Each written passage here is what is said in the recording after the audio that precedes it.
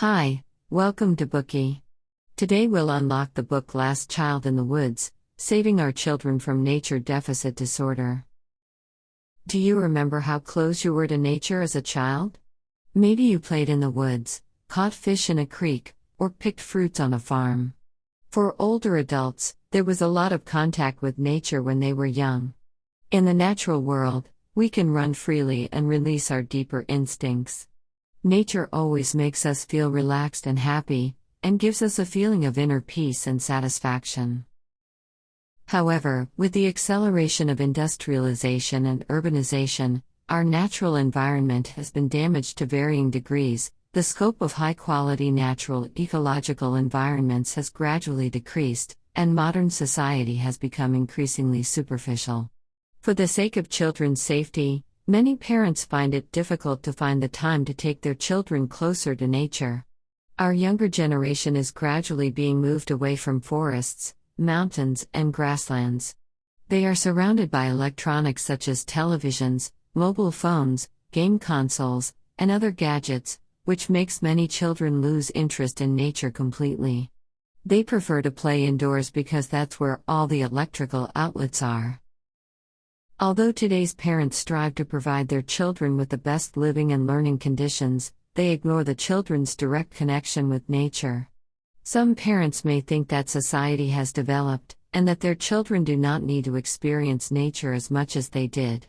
However, what they don't know is that children's alienation from nature will affect their sensory development, and their physical and mental health. In addition to this, it will indirectly damage children's moral, aesthetic, emotional, and intellectual growth. The lack of connection with nature makes it difficult for children to build a sense of gratitude and respect for nature. Last Child in the Woods, Saving Our Children from Nature Deficit Disorder is a thought-provoking book, which rivals Rachel Carson's Silent Spring. Today, the ferocious wave of urbanization, the crises of environmental pollution, and the overwhelming tide of online information have hijacked the childhood of countless children. The broken bond between our young people and nature, the high rate of illnesses such as childhood obesity, attention deficit disorders, and depression, and the surge in the number of children with nature deficit disorder are the byproducts of social progress.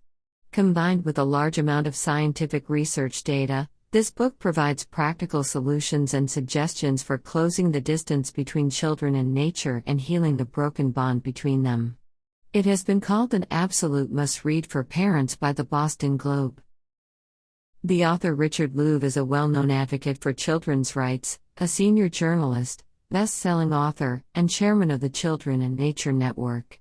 He has long been concerned with and devoted himself to issues of nature, family, and community. In 2008, he was awarded the Audubon Medal by the National Audubon Society, an American environmental organization. Prior recipients include Rachel Carson, the author of Silent Spring. Next, we'll introduce this book in 3 parts. Part 1, Children with Nature Deficit Disorder. Part 2, Why Children Need Nature. Part 3, How to Help Children Return to Nature. Let's talk about the first part, Children with Nature Deficit Disorder. What is nature deficit disorder? According to Richard Louv, nature deficit disorder describes various behavioral and mental problems caused by human beings' alienation from nature. These includes diminished use of the senses, attention difficulties, solitude, anxiety, and irritability. Nature deficit disorder is not a medical diagnosis, but a perspective and explanation created by the author based on the social phenomenon of children's alienation from nature. His goal is to inspire people to think about the positive effects of nature on children's healthy growth.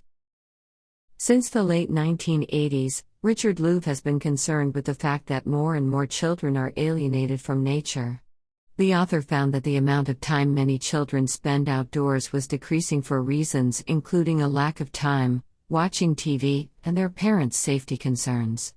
Some children even say that they prefer to play indoors, because that's where all the electrical outlets are. Some children feel that playing in nature seems weird.